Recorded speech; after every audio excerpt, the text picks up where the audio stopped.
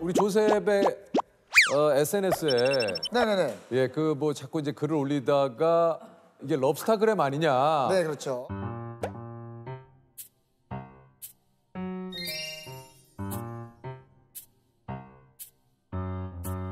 해가지고 소속사에 문의를 기자님이 하셨는데 소속사에서 공식적으로 조세호의 꼴값이다라고 인정을 해서. 소속사에서 소속 연예인 근데 꼴값이라고. 소속사가 굉장히 쿨하네요. 아, 쿨합니다. 소속 연예인이 꼴값이다라고 이렇게. 그렇게 이야기한 사람이 누구냐면은 이제 지상렬 형님의 조카 아. 지승현 이사가 조셉 실명을 왜 밝혀요? 지이사가 그렇게 얘기를 했더라고요. 지이사가. 네. 아니, 근데 지상렬 씨는 왜 얘기를 합니까? 왜냐면 이제 가족이니까. 반갑습니다. 처음 뵙겠습니다. 안녕하세요. 안녕하세요. 네. 앉으시죠. 소개를 드리겠습니다. 투자자들에게 갓건영이라는 닉네임으로 불리는 글로벌 경제 분석의 1인자 오건영 컨설턴트입니다. 안녕하세요. 네, 안녕하세요. 반갑습니다. 아,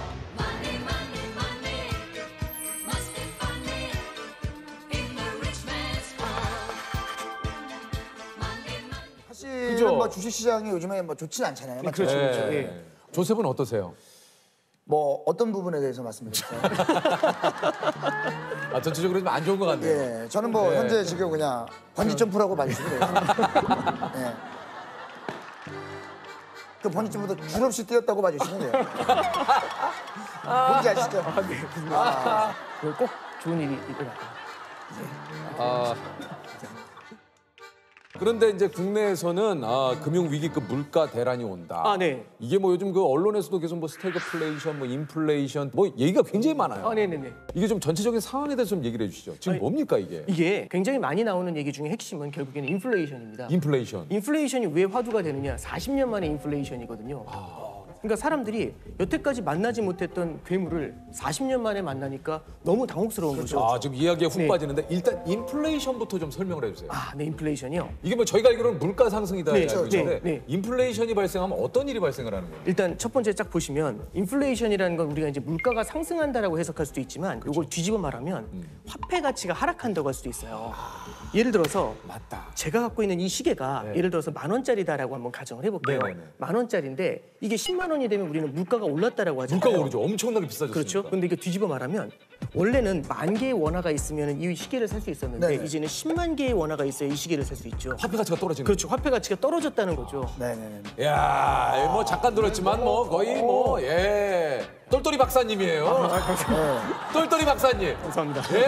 이게 10,000원이 있어요. 10만 원이 되면 어떻게 됐어요? 야, 굉장히 그 보시는 시청자 여러분들께서도 아주 쉽게 굉장히 또 설득력 있게 이야기를. 그렇죠. 정말 쉽게 설명해 주셨어요.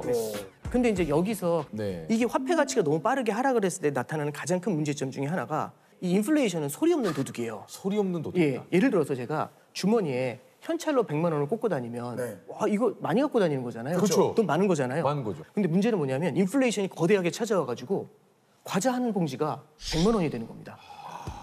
그러면 아무 말도 없었는데 제 100만 원의 가치가 확 휴지 조각이 돼버리는 거잖아요. 이게 뭐지? 이 느낌이 되는 거잖아요. 그래서 결국에는 현금을 버는 근로자들의 어떤 생활 환경 이런 것들이 굉장히 어려워질 수 있고요. 요즘 이거에 더불어서 스태그플레이션이라는 얘기가 나옵니다.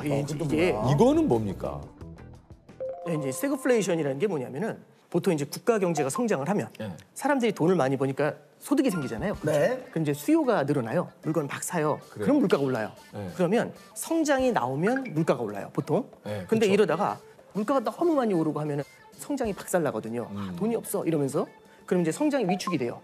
그럼 소비가 줄어들고 수요가 줄어드니까 물가가 내려가겠죠. 예, 그렇죠. 그러면 우리가 짝을 지으면은 성장이 좋아지면 물가가 올라요. 그렇죠. 성장이 떨어지면 물가가 떨어져요. 네. 이렇게 페어가 딱 잡히는데 이게 지금 말씀하신 게 인플레이션이고 저게 그렇죠. 디플레이션이죠. 이게 인플레이션, 이게 디플레이션. 디플레이션. 그렇죠. 근데 네. 이게 이상하게 엇박자가 나면은 이런 일이 벌어져요. 성장이 둔화가 되는데 물가가 뛰어요.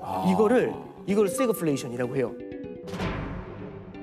성장이 둔화가 되는데 물가가 오르고 있죠. 화폐 가치가 하락을 하는데 성장을 바라보면서 돈의 공급을 늘리면 그 화폐 가치가 하락하는데 돈의 공급이 늘어나면 잠깐만요. 지금 어느 순간도 어디서 놓쳤어요?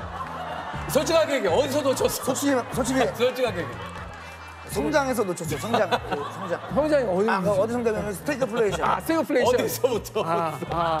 솔직히 플레이스테이션 하고 싶어요.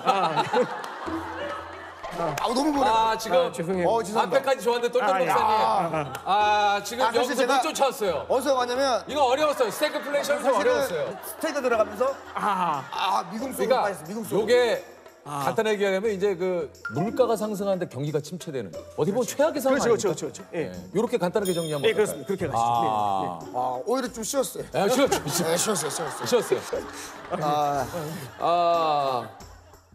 아니 이제 최근에 금리가 많이 올랐습니다. 네. 인플레이션이 물가 상승을 뜻하는데 그래서 요즘 금리가 오르는 겁니까? 네, 그렇습니다. 이게 이제 잘 예. 보시면은 인플레이션 자체를 갖다가 그냥 놔두면 별로 안 좋은 게 이런 문제가 생겨요. 예를 들어서 지금 은행에서 금리를 1년에 2%를 드려요. 네. 와, 이게 너무 적게 주잖아요. 근데 금리를 한 4% 정도 드려보죠. 그럼 이게 2배잖아요. 이거 대박이다. 이렇게 은행으로 가야죠. 그렇죠. 은행으로 가야죠. 근데 문제는 뭐냐면 만약 물가가 10%씩 오르면 그럼 이 정기예금 하면 안 되잖아요. 안 되죠. 그렇죠.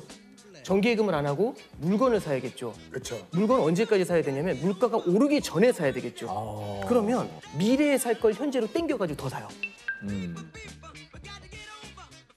그러면 지금도 물가가 이렇게 심각하게 높은데 빵 터지면서 인플레이션이 훨씬 더 심각해지겠죠. 이게 이제 가장 큰 문제가 돼요. 그래서 이런 걸 해결하는 방법은 뭐냐면 4% 앞에다 일자를 붙이면 14가 되죠. 네, 그러면 이제 이쪽으로 안 넘어가겠죠. 그렇죠, 물건 그렇죠. 살려고. 그래서 기본적인 컨셉은 뭐냐면은 물가가 너무 세게 올라가면 이 세게 올라가는 물가를 제압하기 위해서 금리를 끌어올리는. 그래서 요즘 보면은 한국은행에서 기준금리를 인상한다. 이런 얘기가 나오는 이유가 이제 이런 데 있는 겁니다. 요거 한번 좀 본격적으로 한번 여쭤보도록 하겠습니다. 주식 이야기를 안 할 수가 없어요. 사실 지금 예. 약간 이제 금리 이야기나 이런 거 할 때 또 이렇게 계셨다가 주식 이야기 나도 모르게 그렇게 된다니까. 전문가님이 종목을 알려드리는 게 아니에요. 네, 종목을 알려드리는 게 근데 아닙니다. 그만큼 네. 다시 또 이야기에 또 쫑긋 이게 어쩔 수 없거든요. 이게 시장이 워낙에 불확실성이 너무 커요. 불확실성이 저변에 깔려 있잖아요. 이렇게 됐었을 때는 추세적인 상승이나 이런 게 나타나기가 쉽지가 않아요. 최근 같은 경우가 참 답 없는 얘기들이 많이 나오는 이유 중에 하나가 첫 번째는 러시아 우크라이나 사태. 일단 예측이 안 되잖아요. 예측이 안 되죠. 얘네들이 산유국이고 그다음에 곡물을 수출하는 국가들이에요. 그러니까 여기서 전쟁이 터지니까 물가가 굉장히 많이 뛰잖아요. 그렇죠. 그게 아까 전에 말씀드린 것처럼 인플레이션을 자극을 하고 있는 겁니다. 인플레이션이 어떻게 될지 알 수가 없고 인플레이션을 잡기 위해서는 금리를 올려야 된다는 말씀드렸잖아요. 네. 금리가 어디까지 오를지가 알 수가 없어요. 그러니까 예측하지 못했었던 일들이 계속 일어나니까 시장이 계단식으로 하락을 하거든요. 그래서 이런 원인들 있죠. 안 좋은 불확실한 원인들 이런 것들을 모니터링을 하면서 조금은 기다려보시는 게 지금은 좋을 것 같습니다. 네. 참 진짜. 자 그렇다면 여기서 하나 더 의문점이 생깁니다. 자, 매수합니까? 제가 굉장히 꺼내놔. 굉장히 지금 들어가요, 지금. 지금 바로 갈 수 있어요. 지금 한 300만 원까지 살 수 있어요, 제가. 요즘 이제 투자하는 그 분들하고 이제 얘기를 하다 보면은 이제 이 질문이 제일 큰 것 같아요. 많아요. 이게 지금 이 질문이 제일 많은 것 같아요. 네. 근데 사실 이렇게 좀 불확실성이 높을 때는요. 지금 많이 떨어졌으니까 들어가야겠다. 이런 걸 예단하는 건 좋지 않은 것 같아요. 주식시장도 굴곡이 있거든요. 지금은 살까 말까 이런 것들을 고민하는 것보다는 살아남을 수 있는 좋은 기업인지 튼튼한 기업인지 이걸 바라보면서 지금 자기가 갖고 있는 포트폴리오를 다시 한번 냉정하게 보는 게 중요한 것 같아요. 예전에 강방천 회장님이 그런 얘기를 했어요. 그 주식을 사놓고 수면제 먹고 10년 자라. 주식을 사라. 그리고 바로 수면제를 먹어라. 10년 뒤에 깨어나야 10년 뒤에. 루프는 수면제를 샀어요. 아니 그러니까. 요거 어떻게 생각하십니까? 말씀의 의미는 이해가 되는 것 같아요. 예. 근데 이제 예를 들어서 상장 폐지가 되는 기업들도 있거든요. 그러니까 이제 자고 일어났는데 상장 폐지돼 있습니다. 그렇죠. 저는 그래서 이제 그게 꼭 이제 10년이라는 시간을 딱 놓고 생각한다라기보다는 너무 샀다 팔았다 그렇죠. 이거에 네, 굉장히 그렇죠. 어렵잖아요. 그러니까 그런 거 잘못해서 따라가다가 고점에 들어가서 저점에 나오고 고점에 들어가서 이렇게 되거든요.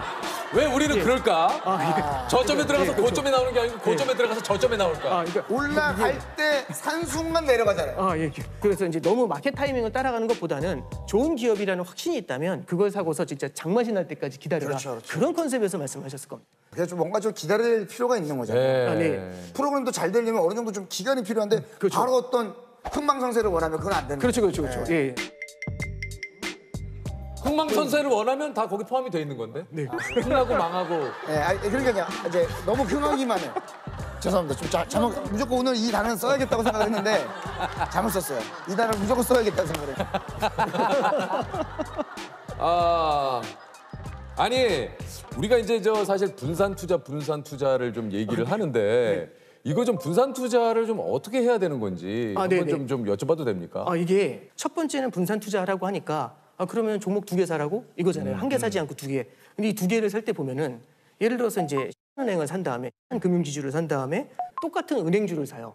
이런 건 사실 분산 투자라고 하기 어려워요. 그래서 약간 다른 움직임을 가져가는 그렇죠. 업종의 차이를 가져가는 그걸 뭐라고 하냐면 섹터 분산이라고 얘기를 합니다. 그래서 첫 번째는 섹터 분산인데 문제는 뭐냐면 주식시장 전체가 흔들릴 때는 모든 업종이 다 떨어져요. 다 의미가 없죠. 그러면 이제 분산 투자의 의미가 상당히 퇴색이 될 수 있거든요. 그래서 두 번째는 자산 분산이라는 걸 해야 됩니다. 그 자산에는 주식이랑 안전자산인 채권 이거를 분산 투자하는 걸 자산 분산이라고 합니다. 근데 주식과 채권이 또 동시에 깨지는 때가 있어요. 그게 올해 같은 케이스예요.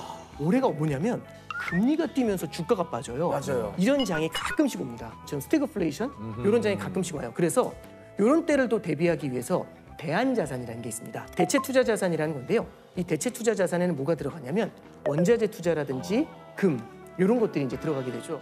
그럼 예를 들어서 네. 유재석이라고 하는 회사가 있고 네. 조세호라고 하는 회사가 있다. 예. 100%라는 돈이 있어요. 네. 분산 투자를 한다면 몇 예. 프로씩 이렇게 좀 굉장히 날카로운 질문이신데. 궁금합니다. 굉장히 이제 예를 들어서 궁금합니다. 이제 좋은 것과 나쁜 것의 기준으로는 60대 40. 좋아지는 것과 나빠지는 것으로 한다면은 40대 60. 뭐 이렇게 다양한 포트폴리오를 구사할 수 있겠죠. 그리고 제 투자 성향이 중요한 것도 있는 거죠. 성향에 따라. 그렇죠. 제 투자 성향. 예를 들어서 제가 이제 모험심, 공격적인 걸 좋아한다. 그럼 이제 이 공격적인 거, 공격적 투자. 그리고 이제 안정적으로 꾸준한 하겠다. 상승. 그럼 이제 이렇게 안정적 투자. 이런 것들을 좀 나눠가는 그런 전략들을 쓰겠죠. 그러니까 이게 참 어려워요. 그렇죠. 제가 봤을 때 재석이 형은 약간 잔잔하지만 쫙쫙. 그렇죠. 근데 저는 이제 막 갑자기 올라갔다가 막 그런 겁니까? 뭐 꼭 그렇게 말씀드리는 것도 너무 아니 괜찮습니다. 편안하게 좀. 아. 저도 왜냐면 제 포지션이 어느 정도인지는 알아야 네네네. 준비를 하는데 제 생각엔 진짜 딱 이 느낌이 영원한 루키이자 한 번 터뜨릴 때 굉장히 크게 터뜨리시는 그런 스타일이신 것 하지만 같아요. 좀 위험이 있는.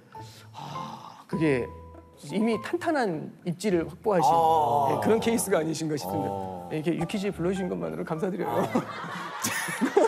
지금 제가 봤는데 대충 얼버무리시고 나온 것 같은데 쓱 빠져나가셨어요.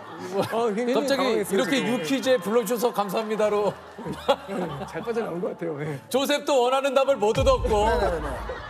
우리 투자자 선생님도 한껏 진땀만 흘리다가 나오세요. 약간 뭐 아